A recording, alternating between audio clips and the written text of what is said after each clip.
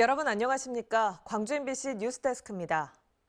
전국 어린이 보호구역에 잠깐 차를 세우는 것도 금지된 지 약 3주가 지났지만 광주시가 단속을 연말까지 유예하기로 하면서 어린이 보호는 여전히 미흡한 상황입니다.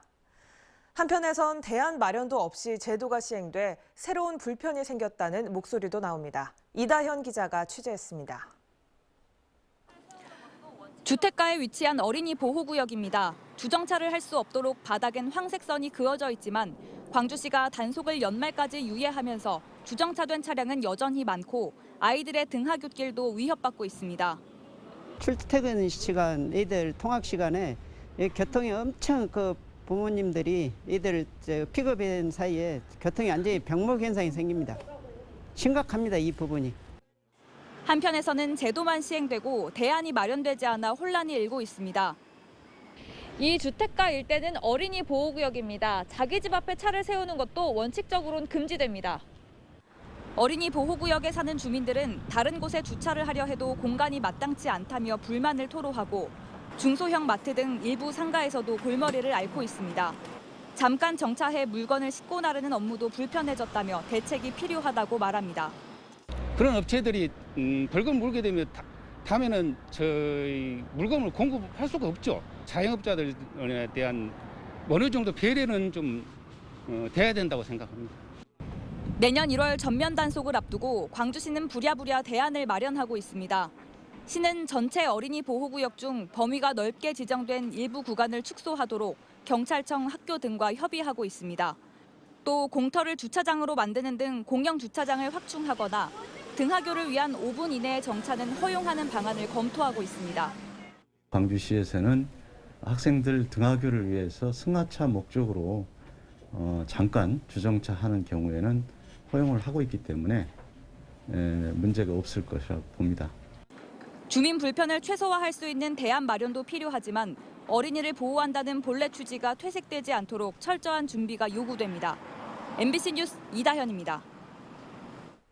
조류 인플루엔자 중앙사고수습본부는 나주의 유경오리 농장에서 고병원성 AI 의심 사례가 발생했다고 밝혔습니다.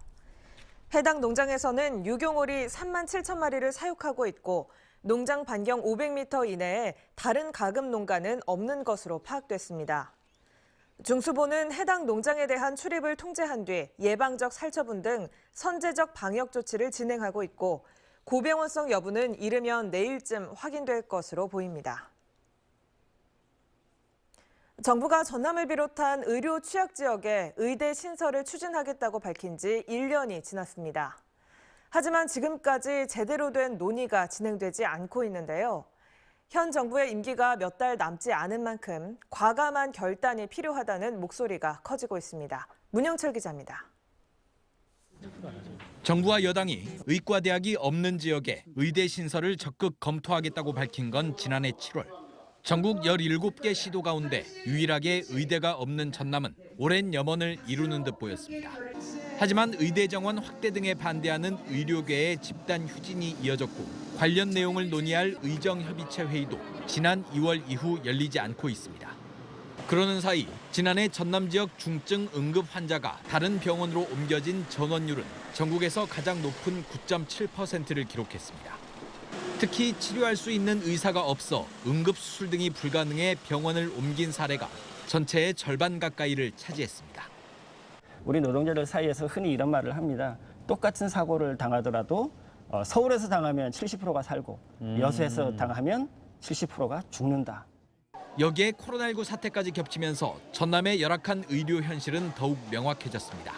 의대 유치를 추진하고 있는 단체들은 노동계와 의료계, 정치권 등이 참여하는 협의체를 구성해 지역 특성에 맞는 의료 체계를 마련할 것을 제안했습니다. 특히 의대 설립 문제는 현 정부가 임기 안에 반드시 가시적 성과를 보여줘야 한다며 과감한 결단을 촉구했습니다. 의료 격차가 해소를 하겠다고 하는 말이 공약에 들어가 있고 공공의료 정책에 들어가 있는 것만큼 이제는 결단을 내려야 될 시점이지 않는가.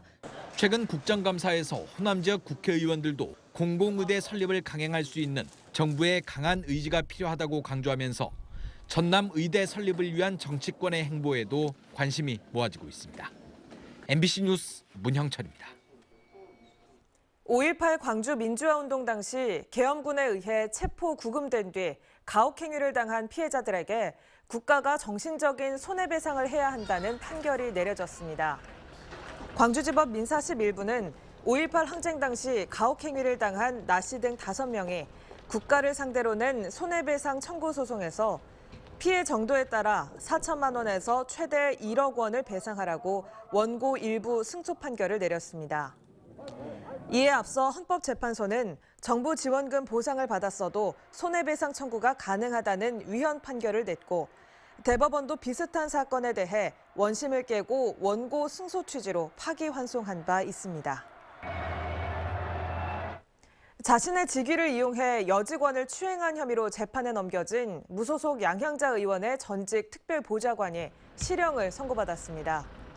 광주지법 형사 4단독은 성폭력 범죄 처벌 등에 관한 특례법 위반 등의 혐의로 구속된 양 의원 지역사무소의 전 특별보좌관 52살 박모 씨에게 징역 1년을 선고했습니다. 박 씨는 지난해 6월부터 업무상 지위를 이용해 지역 사무소 여직원을 여러 차례 강제 추행한 혐의를 받고 있습니다.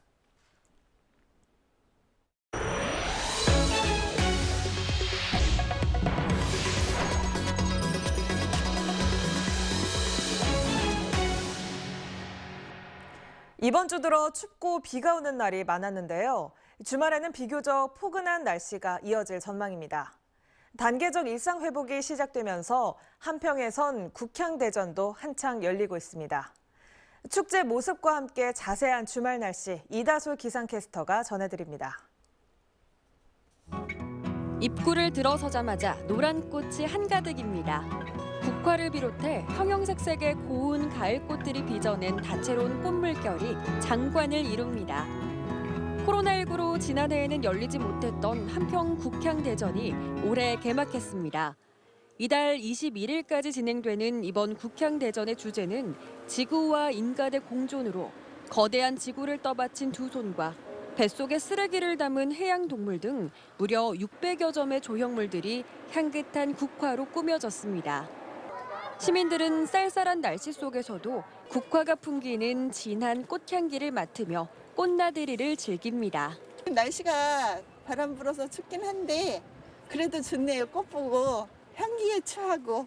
서울에서 이거 보러 왔는데 와서 보니까 진짜 좋아요. 정말 잘 해놨어. 진짜 좋아요. 이번 주 들어 갑작스럽게 춥고 또 흐린 날이 이어져서 많이 아쉬우셨죠? 추위는 이번 주말부터 조금 누그러지겠습니다. 토요일인 내일부터 광주의 낮 기온은 16도 안팎으로 오늘보다 5도가량 훌쩍 올라 비교적 포근하겠고 비 예보도 없어서 날이 좋겠습니다. 다만 아침 저녁 기온은 여전히 한 자릿수로 쌀쌀한 날씨가 이어지면서 일교차가 크게 나겠습니다. 감기 걸리지 않도록 주의하시기 바랍니다. MBC 뉴스 이다솔입니다. 유류세 인하가 시작된 첫날 휘발유와 경유 등 평균 기름값이 소폭 하락했습니다. 한국석유공사가 운영하는 유류정보 사이트 오피넷에 따르면 광주 지역 주유소의 휘발유 가격은 1리터에 평균 1,754원으로 어제보다 47원 내렸고 경유는 1리터에 평균 1,563원으로 하루 만에 35원 하락했습니다. 이 같은 하락폭은 유류세 감면액에 비하면 4분의 1 수준입니다. 주유소협회는 재고 물량이 소진되면 유류세 인하분이 소비자 가격에 반영될 거라고 밝혔습니다. 광주시의회 신소정 의원은 행정사무감사에서 광주시 출연 기관들의 경영 공시가 제대로 이루어지지 않고 있다고 지적했습니다. 신 의원은 18개 출연 기관들의 경영 공시가 천차만별인데다 기본재산 현황이나 재무상태표 등 누락된 부분이 많다며 시민들이 쉽게 접근하고 이해할 수 있도록 통일된 공시 기준을 마련하라고 주문했습니다. 광주 서구의 한 요양병원 관련 확진자가 21명으로 늘었습니다. 광주시에 따르면 요양병원과 관련해 환자와 직원, 가족 등 4명이 추가로 확진되면서 관련 확진자는 지금까지 21명으로 집계됐습니다.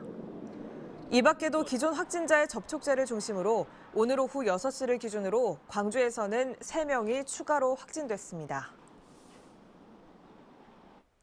광주시가 초광역 국가고자기장 연구 인프라 구축을 위해 한국기초과학지원연구원과 타 지자체들과 업무 협약을 체결했습니다.